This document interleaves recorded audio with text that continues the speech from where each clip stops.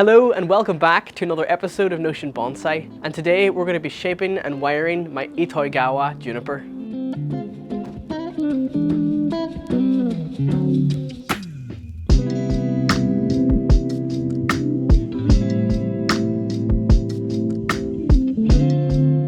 So here's the tree from whenever we had last worked on it. We created quite a lot of gins up the trunk, which there's way too many. We're going to have to remove some of these. I can see lower down here that there's still some juvenile foliage, which is spiky, but the majority of the tree has this beautiful cord-like foliage, which is a good sign. Now, because it isn't springtime quite yet, I'm going to wait for another couple of weeks before I give this tree another repot. And I will be putting it into a much larger pot so that I can get lots more healthy growth on this tree. The first thing I'm going to do with this tree today is to remove all of the moss. Normally I would remove moss if it's providing too much moisture around the trunk area. But today I'm removing this as whenever I water the tree, the moss can sometimes act like a repellent, so the water can't fully penetrate into the soil. So when I water this tree, I don't fully know if I'm watering it properly. But I can also feel that the soil here is quite compact from the roots, and the tree's in definite need of a repot this spring. So I'm not sure if the water's penetrating properly here.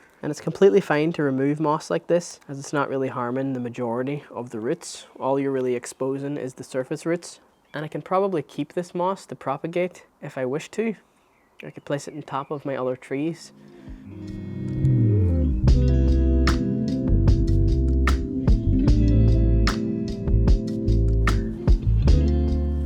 So with the majority of the moss removed, I'm also going to remove these gins that we created earlier in the year with these branch cutters here, as I don't feel that they quite match the tree. I created these at the time with the purpose of demonstrating how to create a gin, but they were never really going to be kept in the long run.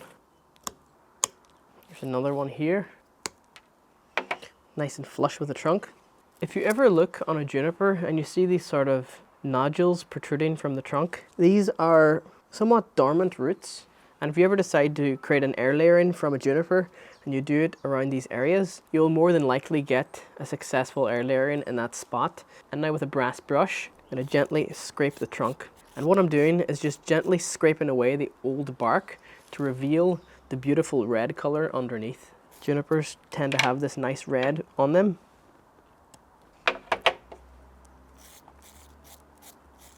This also makes it a lot easier to wire.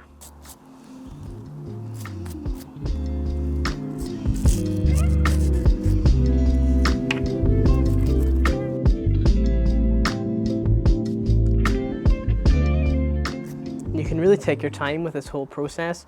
Take as long as you need to do it right. If you scrape too far, you'll hit some live tissue of the tree, which isn't good. So you just want to scrape enough so that you remove that outer layer of bark. And it's really beautiful and red underneath here, as you can see here. If I just bump the color up in the editing software, you'll really see it. And oftentimes what's done is oil is wiped over the red just to bring out that vibrancy that you see here. This is done for a lot of like show trees whenever they're put on display to emphasize every part of them. And if you have deadwood on a juniper, it really complements the white deadwood that had been treated with lime sulfur. And the red and white kind of make each other stand out in the final display, which I think is quite beautiful. So after some time, I've cleaned up the bottom portion of the tree, and as I try and get up to the top parts of the tree, a lot of branches are in my way. So I think now is a good time to start wiring, and as I go, I will then just scrub away any of the old bark as I get access to it from wiring these branches downward. And the types of wire that I'll be using today is 2mm and 1.5mm. Very similar gauges for different thicknesses of branches. Of course, the thicker the wire, the thicker the branch that you're going to use it on. For junipers like this, some people like to use copper wire, which I think is very useful in the final refinement stages of a tree, but I don't think there's any point using copper on a tree that's basically receiving its probably second styling. But for me, it's the first styling because this is my first year with this tree. But if you wish to use copper wire and you have copper wire, by all means, use copper wire. And the first thing I'm doing now is deciding which branch to wire down first and which branch to wire it to. It's good to study the tree before you go full at it with wire and try and sort of make it up as you go. And what I'm thinking is this as a front and this branch to come down like this. And because this branch is on the outside of a bend, It quite lends itself to the design. Almost at the back of the bend, I'm also considering the possibility of removing this branch entirely. But then what would fill its place? This branch up here. I think for now I'll keep it and wire it downwards and try and create this end here into a nice little pad. I wouldn't feel comfortable wiring this branch to a branch as thin as this one here because I will need quite a thick piece of wire to be able to hold this downward, and this being such a small branch won't like a thick piece of wire holding it in place. So for the exception of this branch, all I'm going to do is wire it to the trunk. So I'm going to take the thickest wire that I have here just to test if it will hold this branch, and the easy test for that is take the wire and press it against the branch, and the wire bends, which means this wire isn't thick enough. This is 2.5 millimeter. It's a little bit too thin. Here is some 3 millimeter wire, and it's starting to move the branch a lot more now. So I'm going to be okay with this. Although it bends it slightly, it'll definitely be enough to hold it. I'm going to stick it into the soil to anchor it in place. I'm going to come around the trunk. Now with junipers, they don't really mind being wired nice and tight. And as I get up here, I'm then going to come around this way, behind. And I can cut this here with the wire cutters. And that's holding that branch down pretty nicely. So now to bring it in the direction that I wanted it, here, this way. Perfect. Can actually come down a little more. That's going to be a nice little pad there. So there is a lot of weak growth in this that I can see. So what I mean by weak growth is growth that's between branches. So if you look here, right where these two branches split, this is what's known as crotch growth. And all of this here is probably not going to get light anyways. And the fact that we're going to wire this, there's no need for that to be there. I would rather the energy of the tree went into producing longer shoots on the end of here, like this one here, than stuff that's further in. And it is the nature of an Itoigawa to backbud like crazy, like all this growth in here. But I don't mind removing it at the moment because I know it will backbud again if I prune the ends. Here I would say is another problem area because there's two branches coming from the one spot. And if I keep both of these, I'll get what's known as inverse taper in this area, where it sort of bulges out because there's so many branches in the one spot. So before this happens, I'm going to decide to remove one. And I think I'm going to remove the middle one because I like where this one comes out so far from this branch over here. And I think I can orientate these around like that to create a nice little flat pad. So that's why I'm going to remove this one. I can probably try and turn this into a cutting. So I have just wired this branch here, anchoring it to the trunk.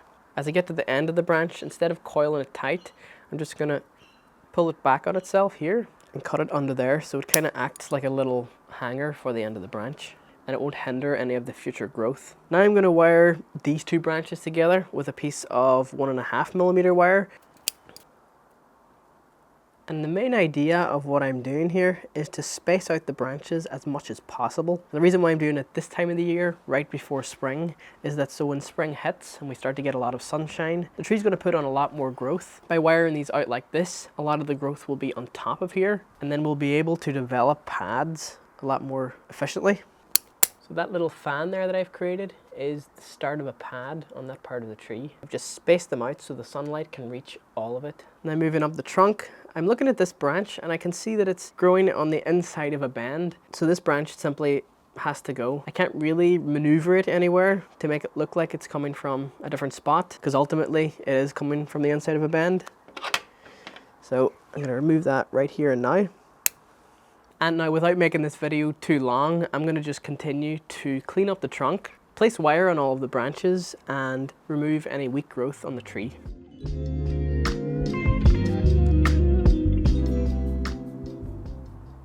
I'm always thinking pads whenever I work on a juniper, and a pad doesn't have to necessarily consist of one branch like this one here. It could also be 2 branches or even 3 branches bunched together to create a makeshift pad that way, or even 4 branches depending on what you have to work with. So I think I'm going to bring these down quite low as a pad and then perk them up. That will give more space for these branches above. You can push them down with your finger to see where they're going to end up. This one might actually be removed because it's sort of right in the eye of the viewer, or it could be a part of this pad here. Okay, I'm gonna wire it.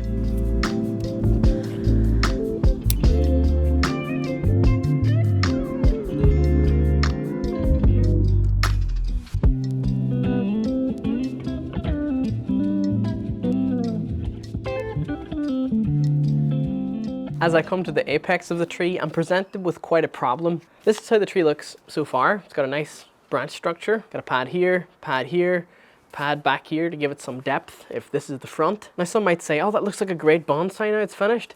I don't think it's finished. I think I can space out these branches a little bit more, although there is a glaring problem that I have found right here. So if I turn the tree and we take a look right here, there's this branch, and then right in close, there's this branch, and then even closer to that, there's another branch, and there's like 3 branches in a clump there that's all growing together. I think over time, that would create really bad inverse taper. See how close them 3 branches are?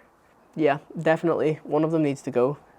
Also, on the other hand, I think instead of removing this middle one, I could remove the top and bottom one to give the middle one somewhere to go. This top here can be brought down. I'm gonna go with my original idea and remove the middle branch. I'm gonna take this out. That's now cutting. Take this out. That's also a cutting. Because Itoigawas are so expensive, anything I cut off this, I'm gonna try and turn into a cutting. And if it doesn't survive, it doesn't survive. We still have this main tree to work with. It's also good to keep in mind whenever you're pruning an Itoigawa, not to remove any more than 1/3 of the foliage at any one time, as the tree could quite easily revert back to that spiky juvenile foliage, and we don't want that. Although if it does revert back to that, I'm not too worried, as I see this tree as a very long-term project, but it would be quite nice if it didn't revert back to that. And it's also the same when you're working on the roots of an Itoigawa. Never remove any more than 1/3 of the roots. Again, it could revert back to that juvenile foliage. And now that the middle branch is removed, it spaced out the tree a lot more, and I think I can just continue to wire it.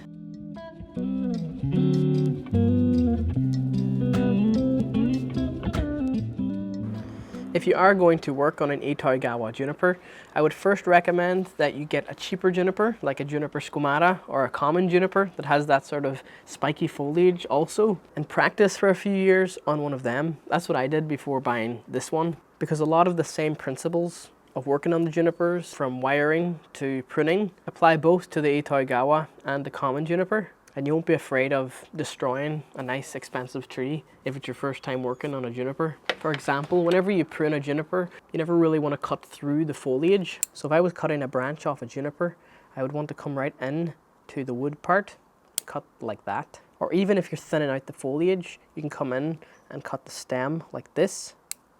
But never do you want to cut through the foliage like that, or it will turn brown at the ends and the tree won't be able to photosynthesize as efficiently. The tree will start to put energy into trying to heal them spots that you've cut through. And apart from all that, it doesn't look very nice. Brown spots on a juniper is very unsightly, where juniper should normally look nice and luscious and green and healthy. And now that all the branches have been wired, all that I have done is simply wire the branches downward. And I haven't pruned much branches off this tree. I've only pruned off things that I know need to be removed eventually. I've got a pad here, I've got a pad here. I would kind of like the apex to look like a little sort of dome shape. I'm pretty happy with how it turned out. All that's left to do now is give it a water.